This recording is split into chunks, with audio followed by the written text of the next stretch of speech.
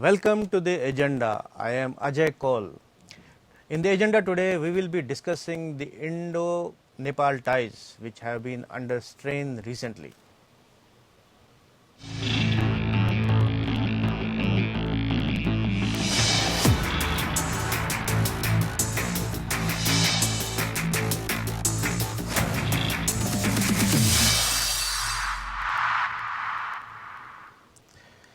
Nepal's politics is witnessing turmoil. Its Prime Minister KP Sharma Oli is under severe pressure to quit after he claimed that India was trying to topple his government. Senior political leaders, including three former Prime Ministers, Pushpa, Kamal, Dahal, Prachanda, Madhav, Kumar, Nepal and Jhalnath, Khanal, have demanded Oli's resignation, saying he has failed on every count. What does it mean for India? Will Oli's exit, if it takes place, end the border controversy with India that has erupted recently? We will try to find answers to these questions in this program. We have with us former diplomat Ambassador Dr. Deepak Vora, from whom we will try to understand the entire situation. But first, take a look at this brief report. Nepal Prime Minister KP Sharma Oli's recent remark that efforts are being made to oust him after his government withdrew Nepal's political map has backfired, with top leaders of the ruling Nepal Communist Party demanding his resignation. As soon as the powerful standing committee meeting of the ruling party started at the PM's official residence at Baluwater on Tuesday, former Prime Minister Pushpa Kamal Dahal Prachanda slammed KP Oli for the remarks he made on Sunday. Prachanda said the Prime Minister's remark that India was conspiring to remove him was neither politically correct or nor diplomatically appropriate. Such a statement by the Prime Minister may damage our relations with a neighbor, Prachanda warned. Besides top leaders, Prachanda's senior leaders Madhav Kumar Nepal, Jhalnath Khanal, Vice Chairman Bamdev Gautam and spokesperson Narayanka G. Shrestha also asked Prime Minister Oli to provide evidence of his accusations against India. They told Oli to either provide proof or resign from Prime Ministership. They said the Prime Minister should resign on moral grounds after making such undiplomatic and non-political remarks. However, KP Oli, who was also present at the meeting, did not make any comments. Prime Minister KP Oli on Sunday said that there have been various kinds of activities in the embassies and hotels to remove him from power. He said some Nepalese leaders were also involved in the game. Nepal this month completed the process of redrawing the country's political map through a constitutional amendment incorporating Lipu Lake, Kalapani and Limpiadhura area which India maintained belongs to it. India has termed as unattainable the territorial claims made by the Nepal. The India-Nepal bilateral ties came under strain after Defence Minister Rajnath Singh inaugurated 80-kilometer-long strategically crucial route connecting the Lipu Lake Pass with Darchula in Uttarakhand on May 8. Nepal reacted sharply to the inaugurations of the route, claiming that it passed through Nepalese territory. India rejected the claim, asserting that the road lies completely within its territory. In the past, when I signed trade agreements with Beijing, my minority government collapsed. But this time we have a government with a full-fledged majority, so no one can remove me now. Oli, known for his pro-China leanings, said on Sunday. In July 2016, Oli had resigned as Prime Minister just before a no-confidence vote after the Maoists withdrew support from the coalition government. At the time, he had termed the no-trust motion as a conspiracy by foreign elements to turn the country into a laboratory and obstruct the implementations of the new constitution. This is not the first time that the senior leaders asked Prime Minister KP Oli to resign from his post. In April too, KP Oli was asked to quit. Bureau Report. So let us welcome Dr. Deepak Vora to the program. Welcome, Dr. Vora. Thank you very much. So let me begin with the political crisis. You must have read about it in Nepal. Yes. There are demands by parties, including those who are supporting Oli, that he should resign after he made some critical comments against India. How do you see the situation? First of all, always a pleasure to be with you, Mr. Kaul. It's for me a learning experience because the depth and breadth of your knowledge is truly amazing. Thank you. You said that they're asking him to quit because of what his approach is to India. May I suggest that they're asking him to quit? They've accused him of having failed on all counts. Yeah, yeah. And foreign policy is only one of those kinds. They've accused him of not having delivered on his promises, the economy being in a mess, the earthquake reconstruction not proceeding as it should, the social cleavage that we are seeing in Nepal. All this is these are the allegations being hurled against the present Prime Minister. And there is a substantial amount of, I will not say truth, but a substantial amount of justifiability in what is being said. So when they're asking him to leave, it probably suggests, and they are responding to the will of people, says that, look, what you promised us when you took over. You were democratically elected. You could not seize power despite 10 years of insurgency. You came in through the democratic process. You promised us something. You have not delivered. Therefore, it's time for you to. And this is perfectly normal in any democratic system. I mean, he was one of the loudest proponents of a democratic system. And now when he finds that that very system says, well, thank you, but no thank you, he is under pressure. Mr. Kamal, may I just point out to you that I've heard even on your channel, not you, but some of the guests you've had, saying that India should not act as a big brother. I mean, happy birthday. What, as a small brother? What do you want us to act as a midget?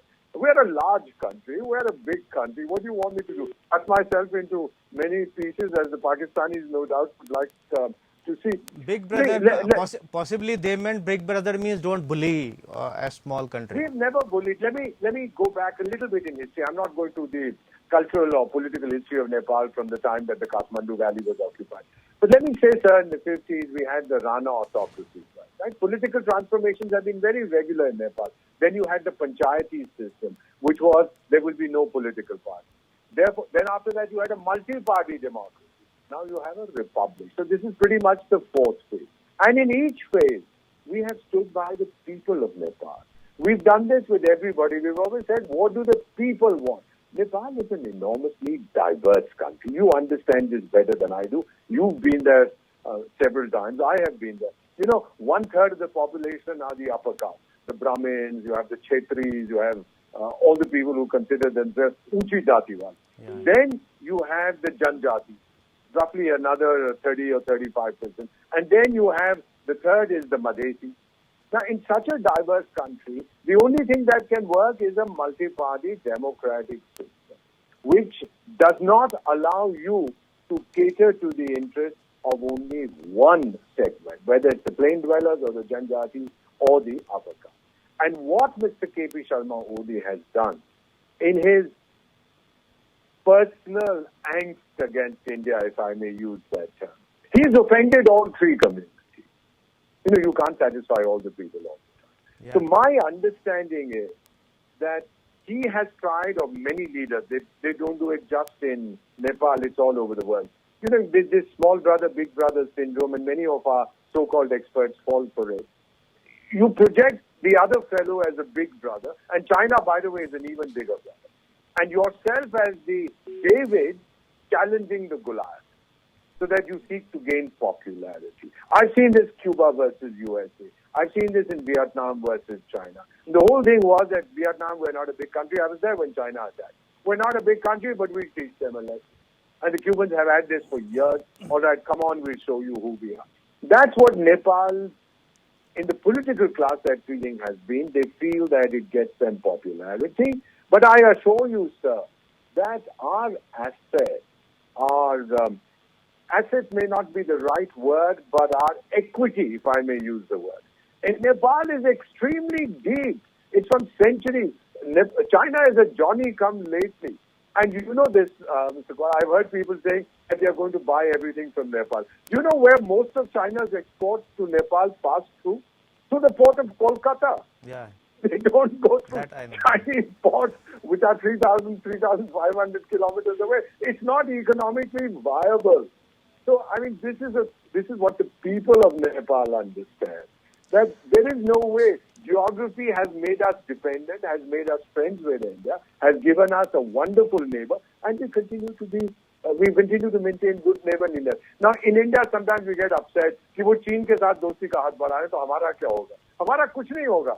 Let them be friends with China too. Who stops them? Yeah. As long as our national interests are not hurt. So, as you rightly said, that it is normal in a democracy that people may demand your resignation or change of government or whatever. But what is crucial and significant is the timing. I mean, demands for his exit are coming close on the heels of his vocal angst against India. So, how do you see that timing? Um, I see the trap in your question because he has been accusing us and the embassy of orchestrating the demand for disaster. No, I don't believe we would do that kind of thing. I believe that his criticism of India, I believe his attempt to show that China will come to the rescue of Nepal. Time and again in history, the Nepalese people have understood that when they've had difficulty with India, whatever reasons, I'm not going into aapki galti thi, meri galti thi, they've always suffered. I mean, at one point of time, their GDP plummeted, the growth rate plummeted from 5-6% to 1.5%. Whose fault it was is a different issue. The reality is that by offending India or by trying to close the border or by looking somewhere else, you're not going to benefit anybody, least of all yourself. And I also know, Mr. Kaul, you also know this, that the Chinese have but privately told the Nepalese, don't fight with India, don't count on us to be a replacement for it. So I believe that this whole hawa about China is being created more by our self-styled experts. The reality is different. Of course, they will maintain friendly relations. Look at the number of Nepalese students who come to India, sir. After Afghanistan, it's probably the largest number of scholarships we give there. There are people who come for medical treatment. How do you get rid of this? Yeah, you are right. India and Nepal actually have a deep umbilical cord. You cannot disconnect. I mean, it's very dangerous to disconnect that. Exactly. And he has tried to cut it, which is why he's suffering. See, you remember, sir, that in 2015, when Nepal suffered from that devastating earthquake, 7.5 or whatever on the Richter scale, India's present Prime Minister made sure that we mobilized our efforts within 15 minutes, sir. It's an all-time record for any country. We were the first responders. Yeah. Within 6 hours, you know this, sir. Our planes were there with our relief supplies. And the Prime Minister at that time, I think was Sushil Koirala, if I'm not mistaken. Yes. He said, Nepal is blessed to have a neighbor like India. I mean, Mr. Dahal, Mr. Prachanda came to India in 2017. After discussions, he was on record saying, never before have we had such wonderful discussions. I'm going back a converted person. There is going to be wonderful relationship. So what happens suddenly to this person who comes? I mean, has he lost his marbles? Everybody else is saying that we want friendship with India. There's one man who says, look, I don't want friendship with India. It doesn't work this way, not in a democratic setup. So since you referred to Prachanda once used to be hardcore anti-India. But now we hear reports that he is one who has led the attack against Oli and said that your allegations against India are irresponsible. So how do you see that? You know, he came in 2017, I repeat, and when he was here, he went back, he gave a press conference, he said, I'm a converted person. I mean, the goodwill that I've seen in India, he met everybody. And he said the amount of time they gave me, the exchange of discussions, the exchange of views, the in-depth discussion. India is our friend, period. And suddenly this character comes who thinks that he is bigger than Mr. Prachanda or than any previous Prime Minister. And then he talks about, I'm going to go to China. Look, there is a lesson of history, sir. There is the March of Folly. Barbara Tuchman has written about it. Her book in 1984, I was in Washington when it was released. She's talked about how governments make decisions that are against their own national interests. She talked about Greece, the Trojan horse. She talked about the Pope not agreeing or not being able to see that there were strains in the Christian community leading to the split between Protestants and Catholics. She's talked about King George III of England not accepting that the colonies in America, the British colonies, had certain grievances leading to independence. She talked of the Vietnam War. And may I say something to you, sir? Very interesting, just a sidelight. Yeah, when the book was released, I was there at the National Press Club in Washington. So I went up to her and I said, Professor Tuchman, I've listened to your lectures. I've admired you greatly. I mean, you're an expert. You've mentioned 4 things. What are the next 2? And she told me very quickly the Soviet Union, this is 1984, and China. So 1991, the Soviet Union went, and then China soon enough. Well, the point she was making was that consistently in history, leaders act against their own national interests, which is what Mr. K.P. Sharma Oli is doing. And now, sir, if I may use an expression, the chickens are coming home to roost. You can't go on like this. Your people are saying, what are you doing? And but to give you an example, we had a very strong relationship with the Soviet Union, with the USSR. Right? Yeah. They stood by us in our moment of need. Correct. If somebody at that time, if any political party or any leader had said, break relationship with the Soviet Union, I mean, people would either have said, this guy is crazy, is a raving lunatic, or they would have booted him out. Okay. This is precisely what is happening to this person. The one nation, sir, that has consistently offered its goodwill and stood for the development of Nepal, it is us. Because whenever there is instability in Nepal, it impacts us. So I have seen, as I have observed Nepal, because whenever there is some political turmoil and maybe they have some grievance with India, they play the China card. And now talking about China, China now seems to be openly being active in Nepal. As I read somewhere that even the Chinese ambassador met Oli recently and whatever they discussed. So China is now coming out of that cocoon and maybe coming out in the open. So do you agree with that? No, not at all, sir. I would respectfully say that I do not, because China's relationship, whether with Nepal or with Africa or with Latin America, whatever, has been based on its financial clout. We all know that. The entire Belt and Road Initiative, at one time they were talking about $1 trillion, was meant to give jobs to Chinese people and contracts to Chinese companies. This is what has happened. I mean, there are certain African countries which are truly democratic. There are European countries which are totally democratic.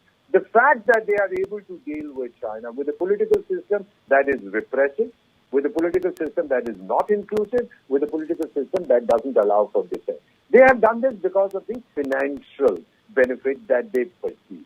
Now, after the Chinese virus has damaged the world very severely and damaged China also very severely, that financial clout is now disappearing. Ultimately, money can never, sir, in international relations, be a substitute for friendship. That's where I rest. But as I will again repeat that because in Nepal politics, as you have also must have also seen that whenever there is some problem, they play this China card, and to maybe pit China against India, that will turn to China. So how do you see? When you say pit China against India, it means that India wants to be pitted against China. The point is, if we refuse to do it, then what are you playing the China card? Who are you playing it against? Against Brazil? Against the United States? I mean, if you think that it's going to offend us, there is a wonderful book, I forget the name of the author, he talked about the, Kaplan, talked about the curse of geography. And you are our neighbor. So what do you want me to do? China is also your neighbor, but it's a distant neighbor. I'm a close friend. And it's always better to deal with a close brother than a distant neighbor. The relationship, when we talk about, Roti-beti, it's not just something that we are parroting, we are mouthing. It's very true, sir. It's not theoretical, it's practical. अब 6 लाख तो भारतवासी हैं जो नेपाल में बसे हैं, and 60 lakh Nepalese who are right now. When I trained for the Foreign Service in the academy, there was a Nepalese Foreign Service officer with us. We were very good friends. In the military they are. Whenever I've served as your ambassador overseas in 6 countries, they've always been very good to us. I mean, sometimes people would even say, hey, are you both from the same embassy? No, this is a different country called Nepal. The relationship is so close. Nobody can damage it. No Mr. K.P. Sharma Oli, nobody of his ilk can damage that relationship as long as the peaceful nature, as long as Nepal is stable. One point I'd like to make, sir, whatever the political vicissitude, the ups and downs, the relationship between our security services is outstanding, sir. Because ultimately that is what counts as far as our strategic interests are concerned. The military, the intelligence, you know it better than I do. You can say it, I can't. But whatever we want, whatever they want, there's an enormous amount of give and take in this relationship. So now I want to ask you about Oli was one leader who actually took the lead in going against India over the border issue, and then he ensured that the map of the country is changed and parts of Uttarakhand are included in it.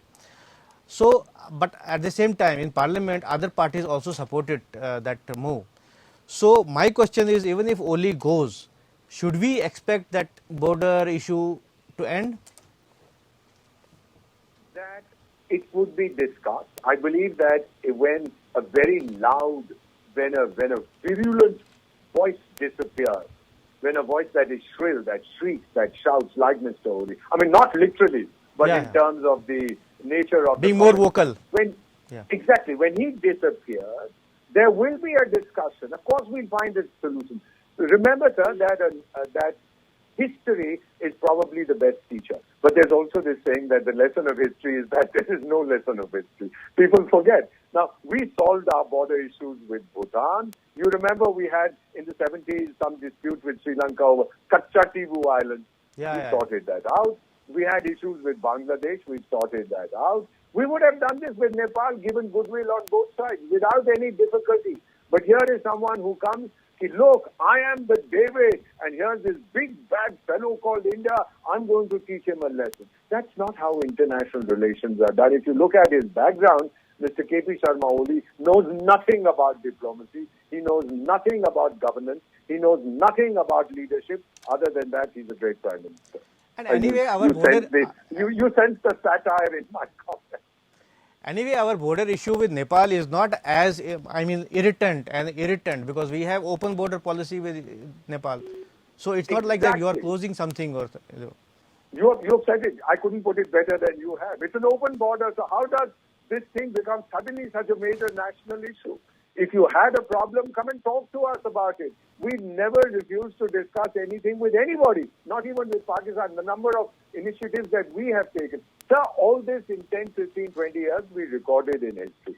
And I'm sure that Mr. Oli, if he retains a semblance of whatever intellectual capability he has, would not like to be remembered by Professor Google as the person who damaged his own country. I hope he realized. One last question, we are running out of time. So again I'll come back because Oli, again when there is some problem, they again always blame India. India is responsible. So how do you see that? Well, thank you very much for giving India the privilege of believing that it has that kind of clout.